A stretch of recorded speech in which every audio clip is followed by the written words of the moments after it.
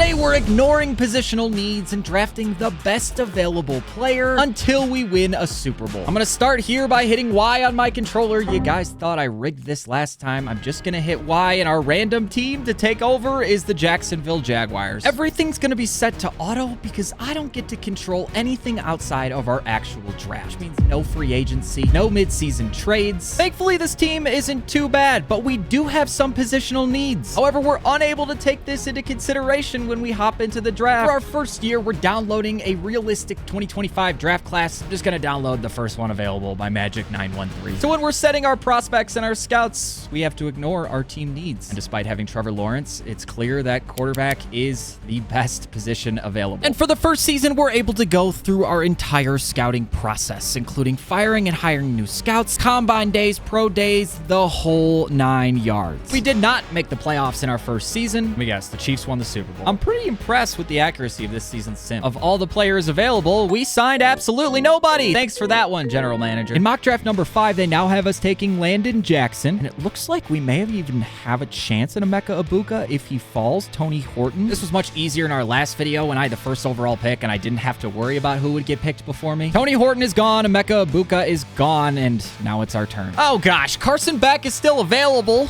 We have him 100% scouted. We're going to sort by talent here. I don't need a quarterback. I really like Trevor, but it looks like we're going to have to take a quarterback. If I had my pick here, I'd probably go with Harold Givens, a 6'5" wide receiver out of USC. But we're taking the best player available, and their true talent for both of these quarterbacks, Quinn Ewers and Carson Beck, is round 1. Because Carson Beck is ranked as a higher quarterback to start the season, I suppose that's what we're going for here. Scouting report, he was ranked number 6 in true value, and you drafted him at number 12. So apparently, it's a good pick, but I still just don't feel like it was. We're only doing the first round in our first year, but each draft that goes on, we'll be able to draft one more round. And there's even going to be some fun twists along the way. After checking our draft recap, really not that bad. Larry Fowler, a cornerback.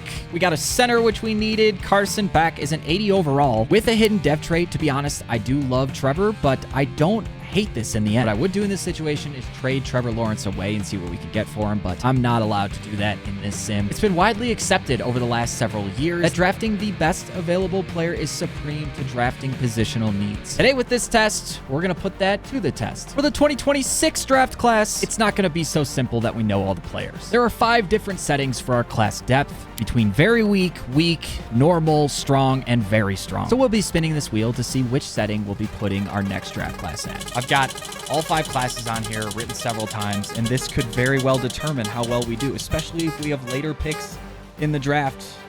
Well, that's kind of boring for the first one. We landed on N, which of course means normal. Each year that we go on, I'll be able to do one less scouting step. So this year, we're allowed to do week 1, 3, 8, and 13. However, once we get to the free agent recap, I cannot select 3 prospects for private workouts. However, it turns out our rookie center, Kerry Walden, that we drafted in, I think, the 3rd round, is a superstar now. So he's even starting to get abilities, and he's going to progress a lot faster now. You love to see it. We got worse. We are now 5-12. Oh boy. But we did not make the playoffs, which is very important because I'm not going to be able to take over and control this team in any way, shape, or form until we make a conference championship, when I can finally step in and try to play with all these players that we've drafted. I'm just assuming it's going to be like 20 years from now. And according to the latest mock draft, we have the 6th pick, and we're taking Chip Boren. If any of these names are available, we will take them. Brady Foote's gone, Mason Rubin, Dennis Hughes, Micah Dobbins, and Brian Anthony. It looks like we have 2 top 5 talents available. Clayton Walden, wide receiver out of Mississippi State, and a cornerback, Larry Darden. Both of these guys are scheme fits. However, he is very slow. A 4.5 40 is not what I want in a wide receiver. But this 6'3" cornerback, Larry Darden, ran a 4.38. He's got great in a lot of these categories. It sticks out to me that Larry Darden is for sure the better available player here. So regardless of the fact that our wide receiver grade is a C+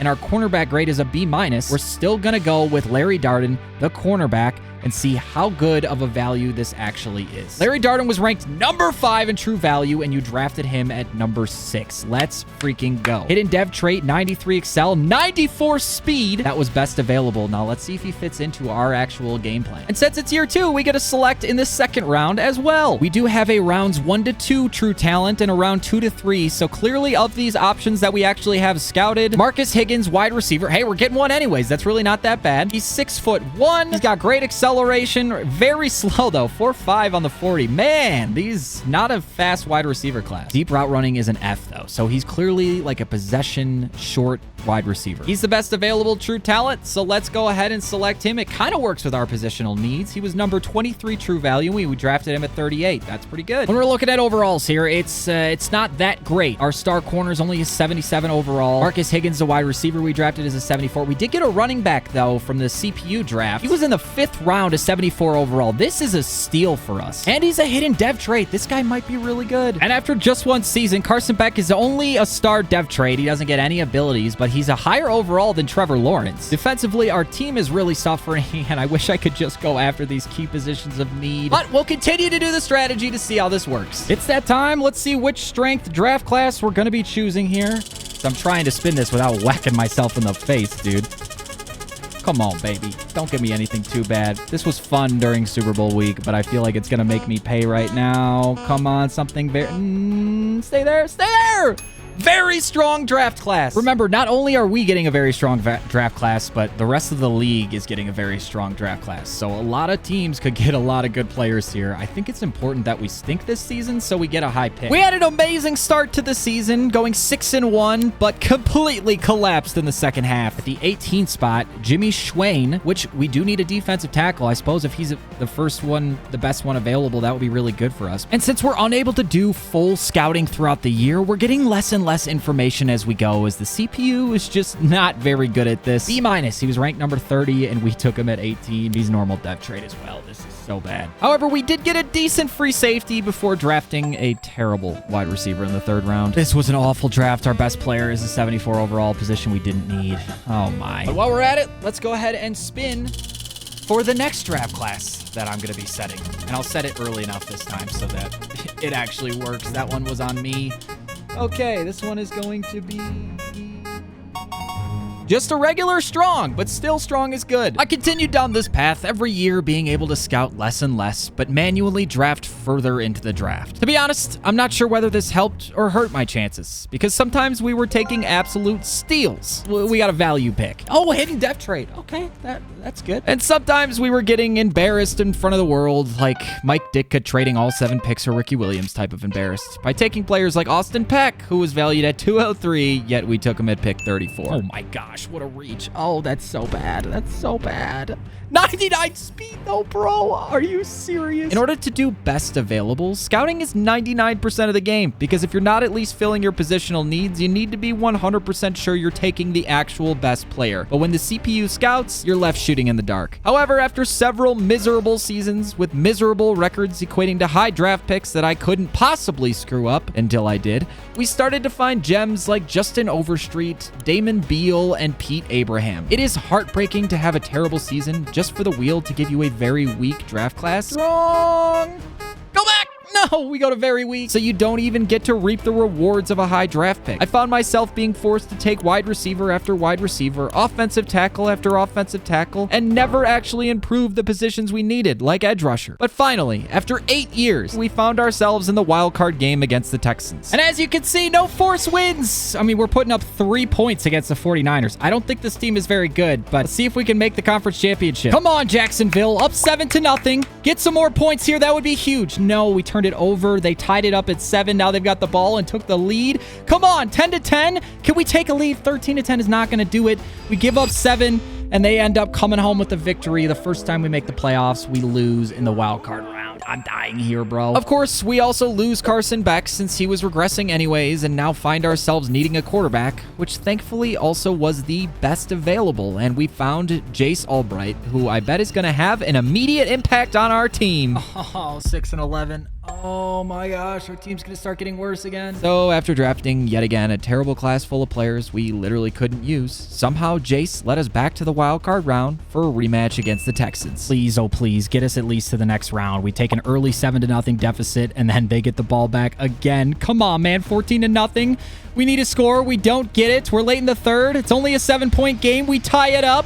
Now it's late in the 4th. They've got the ball. We've got the ball. We take a lead, and we win 17-14. We're going to the divisional. Look at Jace Albright in his 2nd year leading this team to a playoff win. Come on, boys. We need to start off strong and start off early. 7-0. That's what I love to see. Let's get some more points. Please take a 2-possession lead. 14-0. We are shutting this Ravens team down right now with a terrible defense, and our offense takes a 14-point lead. Now it's 10-17. We win. We're going to the AFC Championship. It's up to me now to take over and see if we can win this Super Bowl. Just a reminder, we're on all Madden difficulty, and we're only playing the moments. And of course, we're already in a bad defensive spot on just their first drive. They are threatening. Not what I want to see. I've got to cover the running back here and get to the quarterback.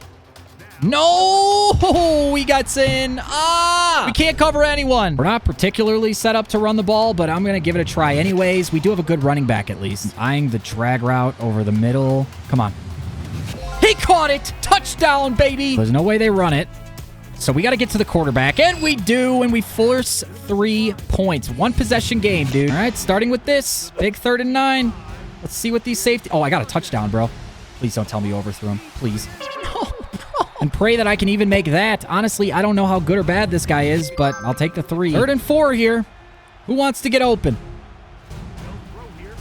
Take off, quarterback. Take off. First down, slide. Don't fumble. Bit of a high-low here over the middle. Got my drag right away. Turn up field. Get closer, please. Let's try and run the ball. This is probably stupid. Come on. Bear. Oh, my gosh. This running back's amazing. I got to use him more. All right, I'm blitzing. We get to the court. How does he get that off? I'm just playing the game, man. And they are... this is not good. Come on, man. I'm over the middle. Come on, get to the quarterback. I'm not even blitzing this time. And we still basically get to him. I'm calling timeout. These little dump-offs. I'm not allowing it. I'm not allowing it. Yes! We broke it up. We held him to 3 points, and now we've got a chance to go win this game. Oh, no, I went the wrong way. Just run. Just run. I wanted to throw that, but I went the wrong way. Whoops. Okay. Can't run it here, although I really like the look to run it. Come on. Come back to the ball. Good catch! I've got to go for it. We've got Overstreet. He might possibly get open. I'm putting RB on just a regular drag. Come on. Come on. What is with this, dude? Oh, that's so bad. As long as I can make it. I think that's good. And it is. We take a 3-point lead. Now we've got to get a defensive stop. I'm on the running back on the outside. He's scrambling already. Please sack him. Please. Yes! Can I even get around this guy? Wow. I have no pass rush. This guy's getting held and manhandled like crazy. Give me the pick. Thank you very much. Let's get 6 just to rub it in. Never mind. Let's go. We're going to the Super Bowl, baby. Come on! And we're taking on the LA Rams in 2038. Apparently, we're back in Mercedes-Benz Superdome. I think they have Quinn Ewers as their quarterback. They want me to go for it. Come on. Catch it. Good job. Way to hang on to it. I got the drag wide open over the middle. That's like my backup tight end, I think. But either way, it's a good thing I've drafted 500 of them. Try to run a stretch here. See if I can get outside. Good blocking. Come on, baby! Touchdown and a lead. Just see if I can throw it to my running back right away. Yeah, he's wide open. Turns upfield. Oh, my! What the heck was that? Okay, let's see who wants to get open here. Wide open. Turn up the field. Let's go, baby. What a dot. I am deciding to pass it here. I don't know why, but it's an easy touchdown. Run a duo play here. Yeah, running back is so good. He's so good, bro. Yeah, take off. No one's worried about the quarterback. Look at that, baby. Easy touchdown. Minute left. It's 3rd and 6. Can we convert this? Gonna find my drag. First down. Game over. We did it, baby. Super Bowl champions. It only took like 15 years. And if you like this one, go check out where I drafted #1 overall until we won a Super Bowl. That video's a banger. Trust me.